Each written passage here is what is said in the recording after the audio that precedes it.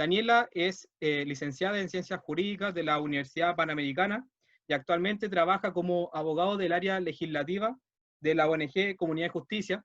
Como ya mencioné anteriormente, ella nos va a dar la charla sobre qué es la Ley de Garantías de la Niñez y su camino legislativo. Te doy las gracias, Daniela, por estar hoy día con nosotros, así que nada, te doy la palabra. Muchas gracias a ti, Emiliano. Preparé una pequeña presentación, entonces les voy a compartir pantalla. ¿Se ve?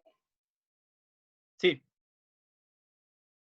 Sí, ok. Pero ¿se ve como la presentación completa o como el PowerPoint? se ve el PowerPoint. Ah, ok, ok. A ver, espera. Aquí. Ahí ya, ¿verdad? Sí, ahí sí. ¿Se ve? Sí, ok, perfecto. Bueno, entonces, primero que nada, muchas gracias por la invitación. Bueno, la charla que yo voy a dar el día de hoy es sobre qué es el proyecto de ley de garantías de la niñez y cuál es su trayectoria legislativa. Al respecto, me gustaría empezar contándoles un poco de cómo surge este proyecto de ley de garantías de la niñez.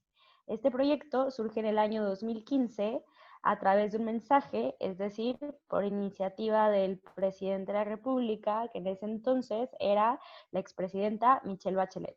Ella presenta este proyecto a raíz de diversas recomendaciones emitidas por el Comité de Derechos del Niño, que es el encargado de velar por el cumplimiento de la Convención sobre Derechos del Niño, en donde decía que era necesario que Chile tuviera una ley marco sobre los derechos de la niñez. Entonces, a raíz de eso surge este proyecto de ley.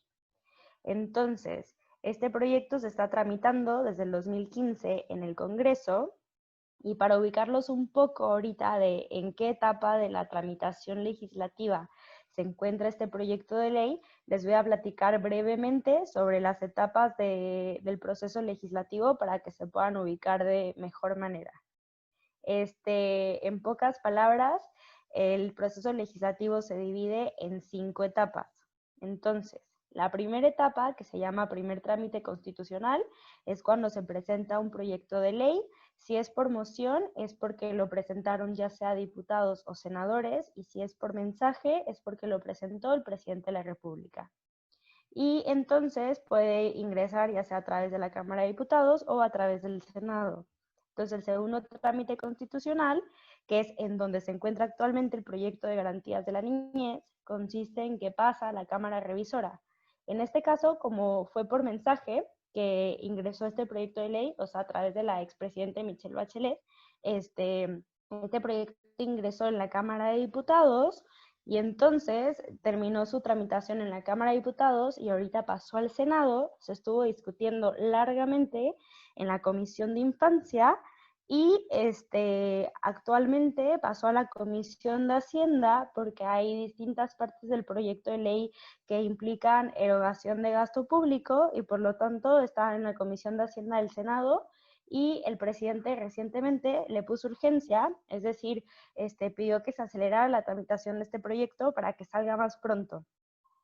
Y ya de ahí es el tercer trámite constitucional, cuarto trámite y quinto, pero no les voy a decir que, o sea, no voy a hablar sobre eso porque si no va a ser muy largo. Pero ¿por qué es muy importante saber esto?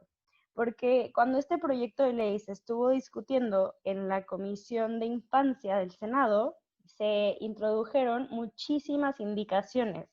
Las indicaciones son como comentarios, por decirlo así, que se le hacen al texto original con propuestas para hacerle cambios al texto original y estas propuestas se votan en la comisión y si se aprueban queda como la nueva propuesta de texto y si se rechaza queda la que gane o la original. Entonces, al principio, en enero más o menos, febrero, con distintos senadores de Chile Vamos, concretamente con el senador Osandón y con la senadora Bombae, estuvimos trabajando, presentando indicaciones que en verdad eran muy buenas, que buscaban fortalecer el derecho del preferente de los padres de educar a sus hijos, que buscaban definir de mejor manera el interés superior del niño, que buscaban definir mejor, o sea, a través de qué otras leyes se va a dotar de contenido a este proyecto de ley, entre otras cuestiones. Sin embargo, al principio estas indicaciones se habían aprobado y recientemente, al final de la tramitación en la Comisión de Infancia, la senadora Rincón, el senador Quintana y el senador Montes, que son de la oposición, presentaron indicaciones para eliminar todos estos cambios súper positivos que habíamos logrado. Entonces ahorita todas las partes del proyecto de ley en donde se hacía referencia al derecho preferente y deber de los padres de educar a sus hijos, o en donde se lograba eliminar ciertas cuestiones que no favorecían el interés superior del niño, al contrario, lo perjudicaban, todos estos cambios positivos que habíamos logrado se cayó. Entonces ahorita quedó un proyecto que es lo que les voy a contar cómo quedó. Un proyecto bastante malo, la verdad. Y bueno, entonces a raíz de todo esto surgen diversas preguntas que tenemos que analizar. Y entre ellas, para poder partir con la conversación, es primero, ¿qué tipo de niño es el que promueve este proyecto de ley? Y el tipo de niño que promueve este proyecto de ley es un niño autónomo, seguro de sí mismo, muy consciente de su lugar y de sus prerrogativas, sin embargo, muy solo y no tan feliz. ¿Por qué? Porque este proyecto de ley concibe el interés superior del niño como si fuese el poder detentar una serie de derechos que le otorga esta ley. Como si la forma de velar por el interés superior del niño fuera tener a un niño y hacerlo como con un enfoque de semiadulto, como que le das todos estos derechos, tiene full autonomía y entonces de esta manera vamos a poder garantizar el interés superior del niño. ¿Y qué tipo de padres asumen? Es muy heavy porque lo vamos a ver ahorita. La parte de qué tipo de padres asume, los padres en este proyecto de ley terminan teniendo un rol secundario. ¿Por qué secundario? Porque este proyecto ya no habla sobre la educación, la crianza, la formación, sino que es muy heavy porque supedita el derecho y el preferente de los padres de educar a sus hijos al interés superior del niño. Y de hecho, dentro del artículo que versa sobre el interés superior del niño, pone la opinión de los padres como una mera guía o un factor que tomar en cuenta, pero no como algo determinante. Y luego, ¿cómo comprende este proyecto a la familia y las relaciones familiares? Esta es una parte súper interesante. Me da mucha risa porque estoy haciendo los cuestionamientos, pero en la siguiente diapositiva tenía las preguntas y ya las estoy resolviendo, pero bueno, el punto es que cómo comprende a la familia y las relaciones familiares entre sus miembros. Es muy heavy porque este proyecto de ley lo que hace es que genera, o sea, concibe a la familia como si se tratara de una relación conflictiva, cuando no necesariamente es así. Entonces contrapone el derecho preferente y deber de los padres de educar a sus hijos con la autonomía progresiva, por ejemplo. Y luego hay que preguntarnos si estas concepciones se ajustan a la realidad y si promueven el bien común, qué es lo realmente garantizado y protegido por este proyecto de ley, si es la persona, o en este caso el niño, niña o adolescente, o es el ejercicio efectivo y goce pleno de sus derechos. Esta última pregunta es muy importante, porque lo que este proyecto de ley, en teoría y en un principio venía a hacer, era a proteger a los niños, niñas y adolescentes. Sin embargo, la forma en la que se concibe la protección del menor es como si esta protección se lograra a través del goce efectivo y pleno de todos los derechos que le consagra esta ley. Ahora, asimismo surgen algunas respuestas. Bueno, otra cosa, perdón, es que aquí no veo, ya. Bueno, este proyecto de ley como cualquier otro proyecto, como el que comenzamos la última vez, que era el proyecto de ley de educación sexual integral, responde siempre a una particular y nunca neutra concepción sobre la persona humana. Eso es muy importante porque al final, obviamente, que hay toda una antropología detrás, que es lo que dota y determina de qué forma se va a dotar de contenido a los derechos que están consagrados en este proyecto de ley.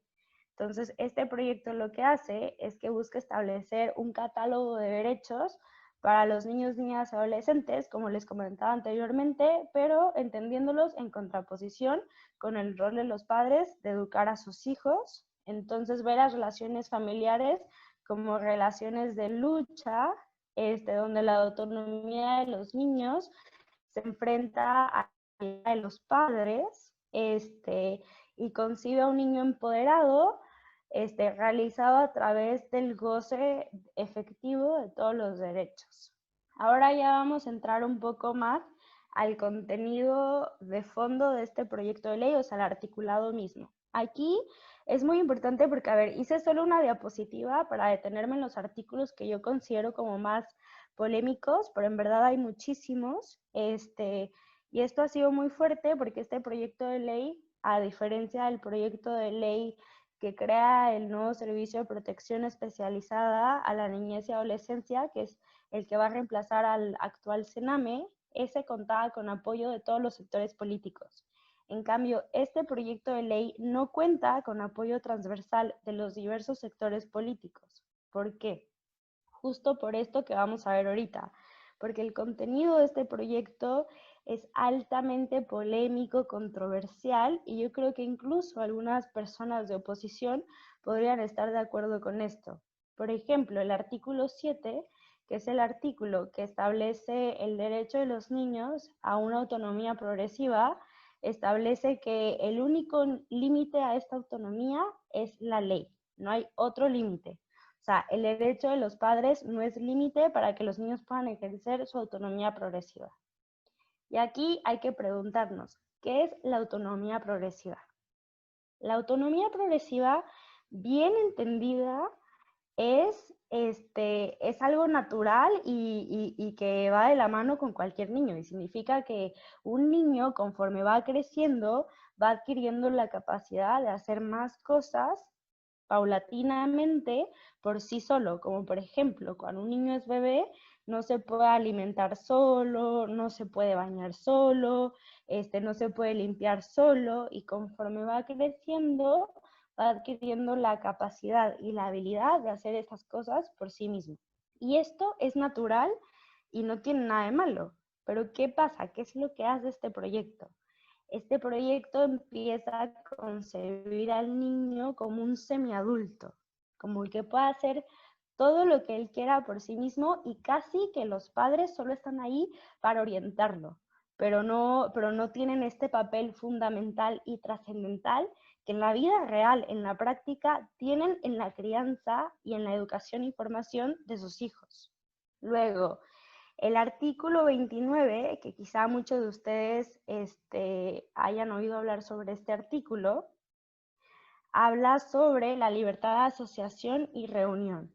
Este artículo fue súper polémico y generó muchísimo debate en la Comisión de Infancia, porque este artículo consagra el derecho de los niños de asistir o convocar manifestaciones públicas por sí solos sin autorización de sus padres. O sea, menores de edad pueden ir a las manifestaciones que nosotros vimos y vivimos recientemente, por ejemplo, el 18 de octubre o en ocasiones posteriores al 18 de octubre, sin estar acompañados de sus padres.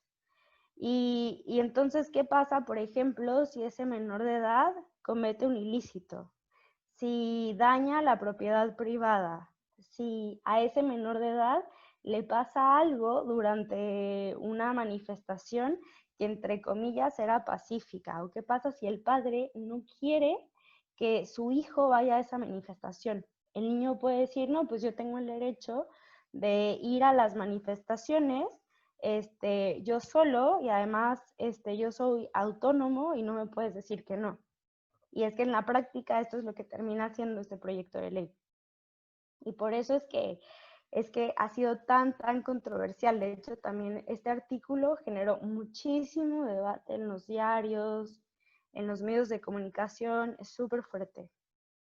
Luego, el artículo 38 establece el presunto derecho a la educación sexual integral de carácter laico y no sexista.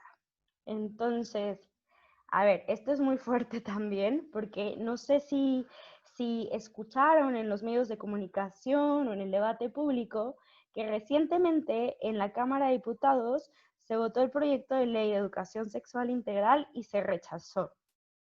Entonces, una ley que tenía por objeto introducir la educación sexual y afectiva a partir del nivel parvulario fue rechazada en el Congreso y ahora este proyecto de ley, a través del artículo 38, vuelve a introducir lo mismo. O sea, ya no lo introduce de forma tan detallada como lo hacía el proyecto de ley de educación sexual integral, que ese proyecto minuciosamente establecía los lineamientos que tenían que seguir los colegios y entre varias cuestiones. Aquí es de una forma un poquito más genérica. Sin embargo, está esta parte del carácter laico y no sexista. ¿Qué pasa si es un colegio católico, por ejemplo? Volvemos a lo que decíamos en la diapositiva anterior. O sea, este proyecto de ley, así como el proyecto de ley de educación sexual integral, no puede tener una concepción neutra sobre la persona humana. Entonces, ahí hay un tema que yo creo que da para largo. Y luego, el artículo 3 de este proyecto de ley, establece las reglas de interpretación. O sea, ¿qué es lo que significa esto? Esto significa que si uno lee el proyecto de ley y no comprende alguna parte del articulado, entonces uno debería de irse o regirse más bien tipo un juez. Si un juez está resolviendo un caso y está usando la ley de garantías de la niñez en caso de que llegase a ser ley para resolver un juicio y no sabe cómo dotar de contenido a un derecho, entonces tendría que ir a la constitución actual que tenemos o a la Convención sobre los Derechos del Niño o otros tratados vinculantes para dotar de contenido a este articulado. ¿Y eso por qué nos preocupa? Bueno, primero que nada, cuando se estaba discutiendo este artículo 3, el senador Osandón presentó una invitación para que dentro de las reglas de interpretación también se incorporara el Código Civil. ¿Y esto por qué? Porque el Código Civil, sobre todo en materia de familia, es muy ilustrativo. Por ejemplo, ahí se consagra el deber de obediencia que tienen los hijos para con sus padres. Ahí se consagra de mejor manera y de una manera correcta, más bien, el interés superior del niño, entre otras cuestiones. Y uno pensaría como, ok, o sea, si entonces la oposición va en la misma línea de proteger correctamente al niño y no de tratar de incorporar una visión tan ideologizada, entonces no tendría que haber ningún inconveniente con que se aprobara esa indicación de incorporar al Código Civil en las reglas de interpretación. Sin embargo, no fue así y se rechazó la incorporación del Código Civil y solo quedaron esto que les estoy mostrando. Y bueno, entonces, ¿por qué pongo en negrita la Convención sobre los Derechos del Niño? Esta ley, si bien es cierto que se inspira en la Convención sobre los Derechos del Niño, y si uno hoy en día lee la Convención sobre los Derechos del Niño, uno podría pensar, bueno, pero ¿por qué es tan terrible? Bueno, por diversas cuestiones.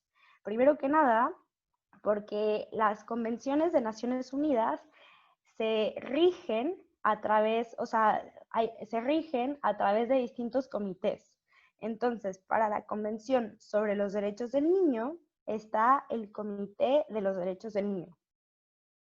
¿Y qué es lo que hace este Comité sobre los Derechos del Niño? El comité vela por el cumplimiento de la Convención, pero además de eso, emite comentarios generales. Y estos comentarios generales dotan de contenido, a su vez, a los artículos contenidos en la Convención. ¿Y esto por qué nos preocupa? Porque la interpretación que hace el Comité de los Derechos del Niño sobre el contenido de la Convención sobre los Derechos del Niño es muy, o sea, como que la estira muchísimo. Por ejemplo, en el tema de la autonomía progresiva, en vez de entenderla como naturalmente es, la concibe desde una perspectiva totalmente ideologizada y como este proyecto lo hace en contraposición con el derecho preferente y de los padres de educar a sus hijos. O por ejemplo, en algunos de esos comentarios generales se consagran presuntos derechos a la identidad de género de los niños, niñas y adolescentes, entre otras cuestiones. Entonces, por eso preocupa mucho que el Comité de Derechos del Niño dote de contenido a la Convención y que a su vez esta ley se rija para su interpretación por la Convención de los Derechos del Niño. Y luego, críticas al articulado de este proyecto. Yo creo que lo acabo de criticar bastante, pero pero bueno, una de las críticas que me gustaría hacer es que, ay, me salí, perdón, es que la antropología subyacente a este proyecto es contraria a la virtud. Y otra crítica es que este proyecto, como tantos otros elencos de derechos propios de la modernidad, se funda en un reduccionismo de la libertad humana entendida como inmunidad de coacción. ¿Qué quiere decir esto? O sea, como que este proyecto de ley lo que hace es hacer al niño totalmente autónomo, totalmente libre, sin ningún, no está sujeto a ninguna regla, como si eso fuese a hacer que él alcance la plenitud, que alcance su máxima realización, que alcance lo que está destinado a hacer, que es todo lo contrario. Y particularmente, lo que les decía antes, destaca el enfoque de semiadulto que este proyecto le da a los niños. Por ejemplo, o sea, con lo que les explicaba sobre el derecho de los niños a asistir a manifestaciones, aun y cuando sus padres no están a favor de que vayan a manifestaciones. Y no solo eso, ese mismo artículo también decía que los niños pueden pertenecer a cualquier asociación que ellos quieran y no se les puede obligar a que pertenezcan a una asociación que ellos no quieren estar. Por ejemplo, ahí hay un ejemplo quizá muy básico, pero que puede suceder perfectamente, y es que pasa, por ejemplo, con el padre que quiere que su hijo vaya a los Boy Scouts. Y el niño de 13 años no quiere ir porque le da mucha pereza ir y dice, no, no voy a ir, no voy a ir, no voy a ir. No me puedes obligar a ir. Y en verdad no lo puede obligar a ir. Y quizá el padre quiere que vaya a los Boy Scouts porque ahí va a aprender muchísimas cosas, el compañerismo, el trabajo en equipo, entre otras habilidades prácticas. Y el niño, o sea, si el niño no quiere, el papá no puede, o sea, no lo puede obligar a ir. Pero ¿qué pasa si todo esto es parte de la formación y de la crianza que el padre, perdón, le quiere dar al niño? Que a eso están llamados los padres, o sea, los padres son los que forman a los niños y juegan un rol fundamental. Sin embargo, lo que este proyecto hace es relegar el rol de los papás. Como dice ahí, o sea, se convierte en una especie de rol secundario. Y por lo tanto, este proyecto debilita el rol primordial de los padres en la crianza de sus hijos. O sea, también, por ejemplo, este proyecto hace mención a la ley de aborto en 3 causales, que el Estado debe velar por su cumplimiento y porque no se le niegue el acceso a la prestación del aborto a las niñas menores de 14 años.